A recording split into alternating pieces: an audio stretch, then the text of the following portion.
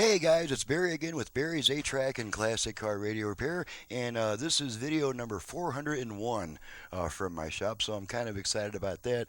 Today we're going to be demonstrating a unit out of a 1969 Ford Mustang. This comes from Larry in Ball Ground, Georgia. This is not a conversion, it's a repair to original stock. And one thing about this unit, when it came in, it only had one tuner push button. The buttons on the 69 Ford and Mercury units are notoriously thin and brittle. A lot of them come in broken, and in the past it's been a thing like, well, okay, I got a couple buttons left over from a customer who sent me a spare unit for parts, so I can do that. Well, needless to say, that doesn't work for very long, and so now it was time to start something from scratch. So these buttons are aluminum. These buttons cannot break. They are aluminum. They're not plastic. And so we'll be demonstrating the effectivity of those too as we go along. So let's go ahead and turn this unit on. I got it set to an AM station. Learn more about that. I can just imagine. And real quick, we're just going to make sure that my buttons work. So we're setting it off station, setting it back on station. There's that. I can just imagine. All right, we've got another station around here. Kind of a weak one. It's a good question. Nothing leads to. And we should get one more right about here. Kind of a half station there. So we'll set it back to the strong station just so. Yes.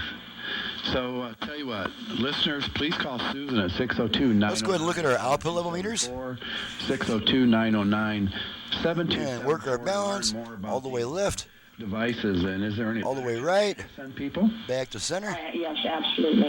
Okay, let's go ahead and pop a tape in. We've got awesome Bonanza guitars. I guess we don't really need the meters anymore, so we'll get rid of that. Dr. Becker's get rid of that. That's kind of ground. Pop in some Bonanza guitars. It's been a while.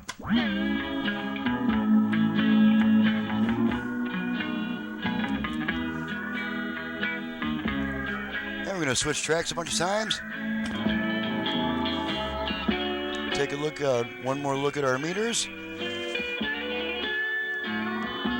Meters are good. Got both speakers working. Switch tracks a few more times.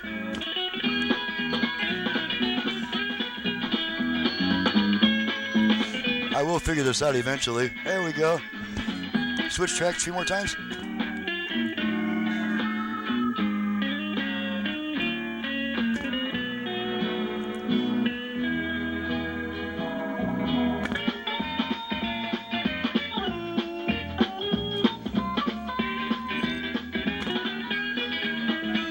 Okay, so we're going to pull our tape out. Radio should come right back. And there's our radio back.